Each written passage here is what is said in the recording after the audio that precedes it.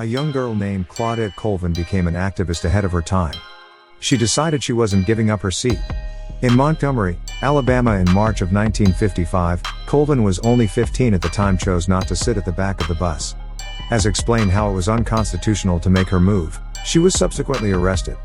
She was the first woman to be detained for her resistance. However, her story wasn't talked about because she was an unmarried pregnant teen girl and the movement decided to not highlight her amazing heroism. However, Claudette told her mentor Rosa Parks about the incident, and it was set into motion that Rosa would stage the boycott instead in December of 1955, and obviously, the rest is history.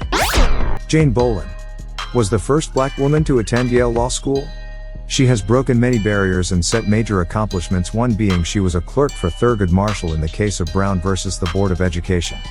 Bolin later ran in for 1936 as a Republican candidate for the New York State Assembly. Unfortunately, she lost. But it continued her career in politics, and she was later appointed by New York City Mayor Fiorello LaGuardia to be a judge of the Domestic Relations Court. She was the first black female judge and the only one in 1939. Bolin served 40 years as an attorney and 20 years as a judge. Benjamin Banneker, self-educated writer, scientist, mathematician, astronomer, and almanac author. Benjamin was never a slave because both of his parents were free.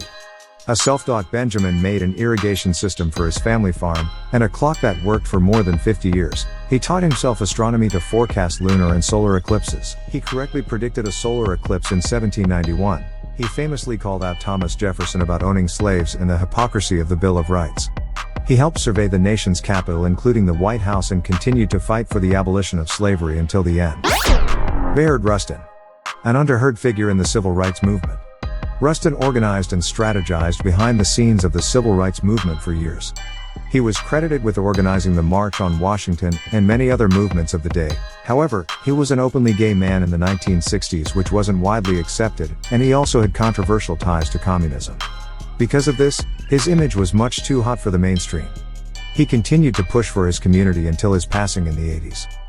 These amazing figures are a few underheard heroes, but black contributions are way too big to be compiled in just one month. But with that said, happy Black History Month.